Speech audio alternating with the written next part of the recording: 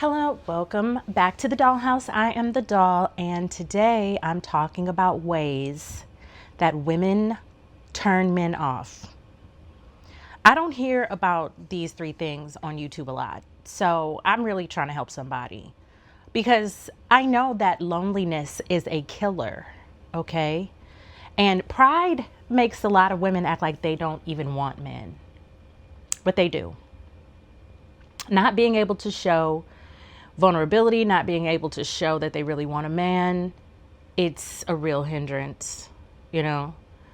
So a lot of women sat around this holiday with family and friends who they love, but they don't truly have anything in common with anymore. Thanksgiving was dry, turkey wasn't all that. Thanksgiving was nice, but then here comes Christmas. And Christmas is nice, but it's a little bit lacking when you don't have someone special in your life. It just is. Imagine what it would feel like to be with someone that you can have goals in common with, rather than just these friends and family who you love, but you really just don't have anything too deep in common with besides the blood relationship or shared experiences. What are you really sharing for the future? Very few things. Maybe an event coming up, maybe, another holiday.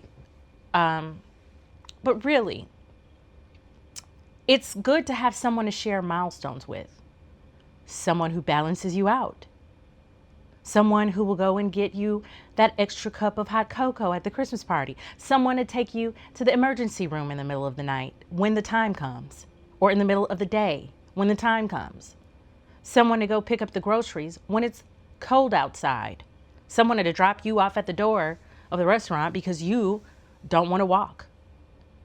Someone to witness how delicious the dinner that you ate tastes. Come on, y'all. I don't know what it is, but these days a lot of women have a hard time admitting that they even want a man.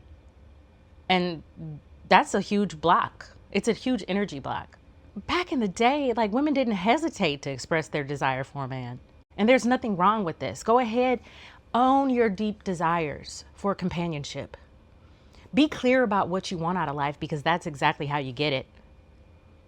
And, back in the day when I used to run the streets and go out with the girls, my friends and I, we would go out together because we wanted to meet potential love matches, not because we just wanted to sit together and chit chat or try to outdress each other or take pictures online to prove how close we are as a sisterhood.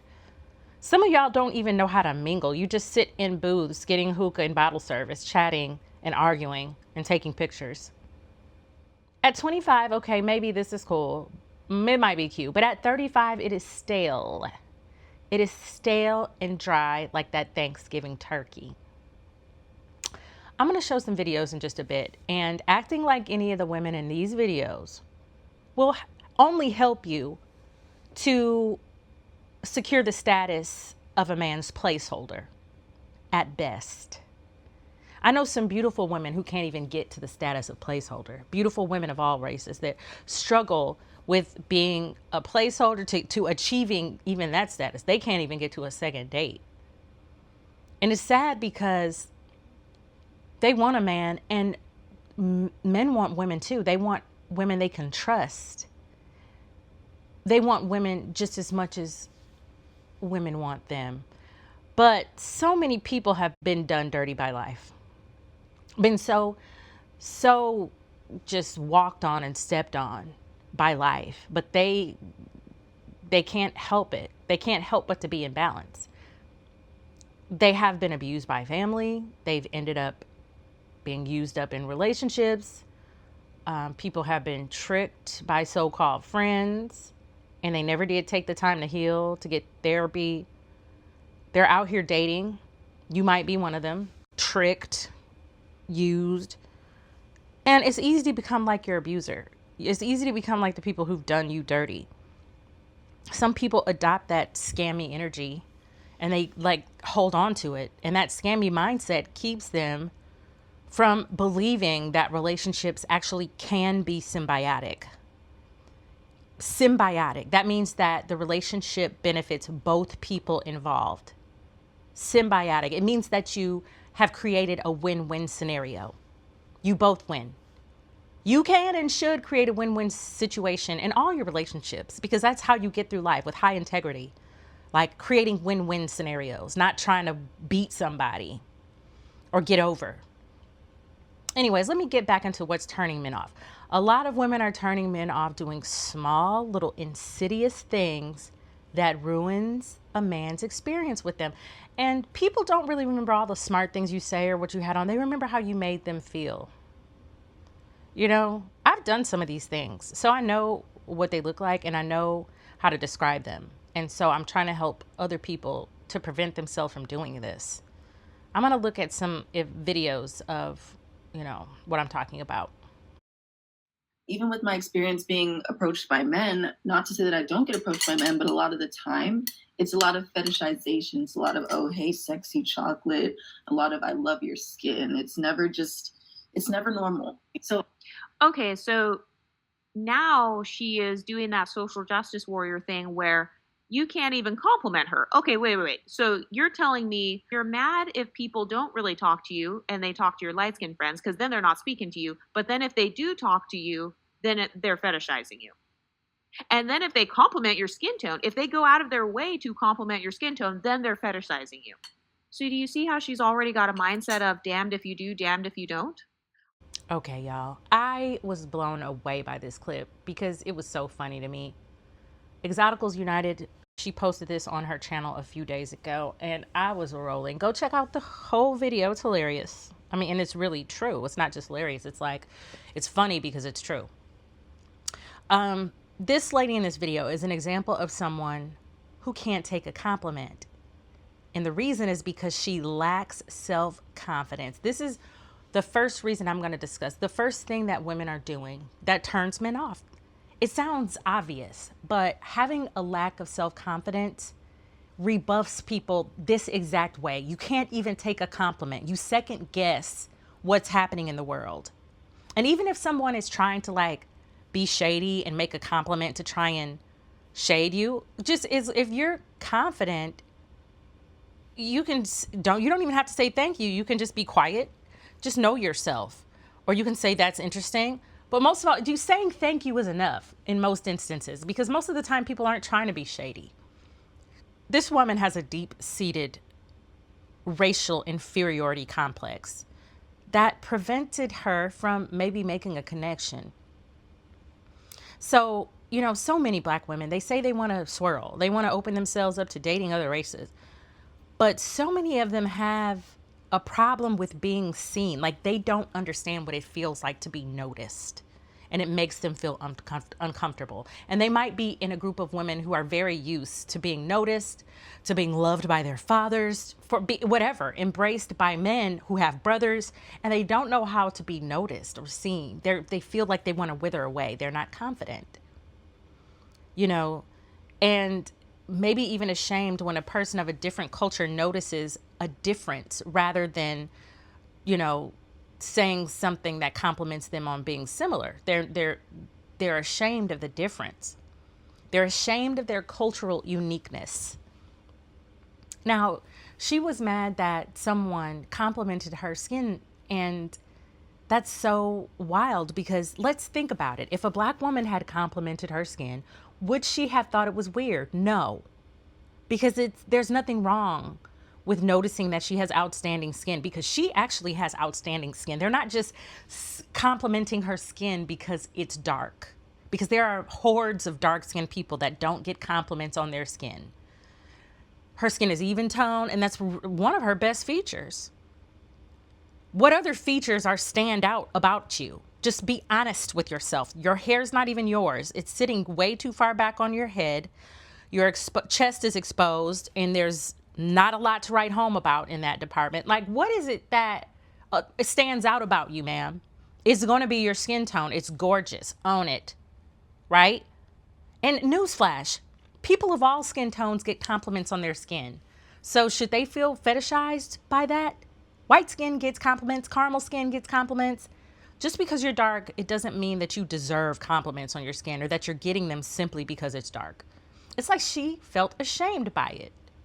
And If a man who you could see yourself being with fetishizes you, I think it's a great gift.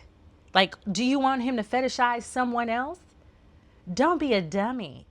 If I'm happy to be his fetish, like, yeah, let me own you because I have this fetish. Like, you just don't know how to use the gifts that God have given you. I'm frowning right now talking. I'm frowning, y'all. Let me correct it, okay? Let's dig into this next video. Oh wow, you are gorgeous. Oh please, let me just say that to all the girls you date. Get out. What? Just get out, please. What? I'm sorry. That's rude. Right. That was rude. That was rude of you, ma'am. And it's just a small thing that she did. She just kind of played it off like, oh, I bet you say that to all the girls you date. She didn't realize it, but she basically showed a lack of respect for this man. In that small, short interaction, she showed casual disrespect. Men thrive on respect. They want you to believe the things that they say. Who doesn't want to be believed when they talk? I mean, innocent until proven guilty. Heal yourself. Heal yourself, ma'am. Men thrive on respect. So when they say something, if you don't believe it, just be quiet. Or you can say thank you. Or chuckle, laugh, give a little, sit down in the car and let him drive you to eat your little piece of chicken. You know, she ruined it. And I know this is a skit, but it shows how subtle shows of disrespect will close the door for you quickly. Now, they still might sleep with you and you still might get that status placeholder, but they won't ever walk you down the aisle because you're not really respectful, but you will get used for your energy, for your attention, for your time, for your comfort, for what's between your legs, all that. All that is very valuable. Even though you're disrespectful, you might be very beautiful, and he might be, the price that he has to pay for you isn't money. He just pretends to date you and pretends like there could be a future. And because you disrespected him, he doesn't feel any way about it. He definitely doesn't feel guilty. Men thrive on respect, okay? And you give them opportunity to make you an enemy, they will treat you like an enemy and use you up while doing so. So many of you are, you have videos. It's like, when did you realize he hated you? Yeah, baby, you might have laid the groundwork for that because you don't know how to interact. You have, a tendency to compare him or any man to other men who have hurt you, who may not have been honest with what they say. Maybe your dad lied to you about coming to pick you up, and now you're comparing him to that bad behavior. And now you're going to get bad behavior because you spoke it into existence. And I'm not trying to blame the victim here, but I am telling you how little subtle ways that you casually disrespect a man can set you up for a dating disaster. You might really like this guy and you were just saying something as a joke. A lot of times jokes and joking and trying to be a comedian, it's a very masculine energy. Like you're trying to be a court jester. Women, sometimes we're very naturally funny. You don't have to try. And just by saying little things like that and trying to, poke fun or just being sarcastic, you ruin it for yourself with that. This girl, he may have considered taking her to dinner and continuing on and maybe even taking seriously before she said what she said, but now she's immediately demoted. It just erodes the trust from the very beginning. So anyway, let's look at another video. Any final questions between the two of you? Yeah, I do have one question. So if I look on your Instagram, is it a lot of thirst traps? Are you showing a lot of skin, or? Do I look like I show a lot of skin? I don't know. You never know these days. No. Okay. Very covered. Follow me on Instagram.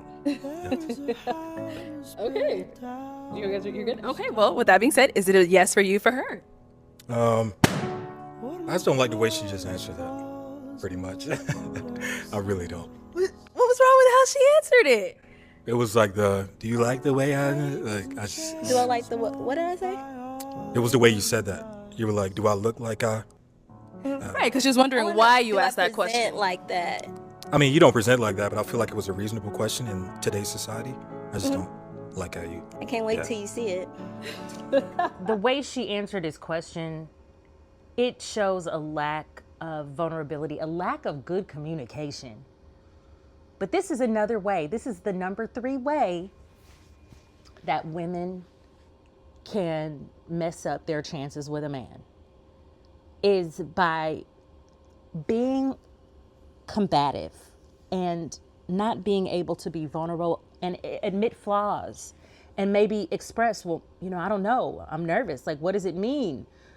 What do you mean by having thirst traps? What is a thirst trap to you? Like, maybe she looks like the type who does have thirst traps on her Instagram, on her social media, whatever she has. But her answering a question with a question, it was evasive. It's like someone trying to buy some time. And she felt the need to defend herself because, yes, she probably felt exposed. Sometimes when you are exposed, it's okay to just be real with who you are. Like, yeah, well, maybe, I don't know. What do you consider to be a thirst trap? For me, I don't have anything that I wouldn't want my grandma to see on my social media, but that might be on the scale of what you think. It might not be appropriate. So what do you think? Explore it and own it. Like, you don't have to become your protector in every situation, because a lot of times you aren't even under attack. He was just asking a question, and it may have revealed a flaw in you, in your thinking, and that, yeah, maybe being naked or being too exposed online is bad policy. She may have learned something from that. Hopefully she learned 2 things: not to be overly exposed online, and also not to be combative. Just show vulnerability. It's okay to admit to being a little bit flawed, or not even being sure. Just like communicating rather than having the verbal battle or feeling like you have to win. It's okay. But hey, these are just 3 of the things that women do to turn men off. And I said them: having a lack of self-confidence, number 1. Number 2, being casually disrespectful. And number 3, not being able to show vulnerability and really communicate and get to the heart of a man. Like, she probably could have melted his heart, even though she had a little bit of cleavage out online, or maybe a little bikini pic. She may have been able to melt his heart with her answer, even if that is the case, because, women, we have power over men, y'all. Duh. So use it. Use your powers for good, okay? Some of y'all are so much social justice warriors. You want to find a reason to defend everything that could be potentially perceived as a negative. The things that you're doing that could be perceived as negative. You want to defend them rather than correcting them. And you're going to end up single because of it. And that's sad, because companionship is a big deal. And loneliness is a health risk, y'all. It's like a big health risk. It's as big as a health risk as like smoking 15 cigarettes a day. Like, it increases the risk of serious conditions like heart disease, stroke, dementia, depression, premature death. Like, you can die from being lonely. So let's stop acting like you don't want a man, or like it's wrong to want one. Also, companionship is such an important aspect of life, and feminine friendships, they're, your friends and your family, they're not as predictable as a good marriage partnership. They just aren't. A good marriage partnership is way more predictable than a relationship with your friends and your family. It is true. If you have a super consistent friendship with a girl, it might be a blessing, but it might be because she's in love with you on a sneak tip, okay? I don't know. It's not typical. It's not really normal. If you compare straight female friendships to the comparison of a good marriage partnership, there's a stark contrast between the benefit of being in a relationship where you can pray and manifest together regularly. Okay? Have you ever heard the phrase, 2 are better than 1? Like, there's a Bible verse for this. For where 2 or 3 are gathered in my name, there I am with them. That's Matthew 18:20. That is beautiful. For where 2 or 3 are gathered in my name, there I am with them. This is God. Like, entering your relationship, you are closer to God. That is so powerful to me. You can call God forth together and let him work in your life. God should be at the center.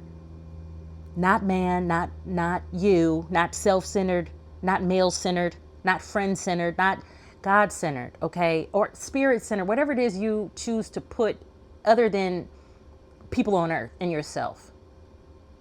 Put it towards a higher ideal. Centering your attention toward a higher ideal is how to get the best out of life.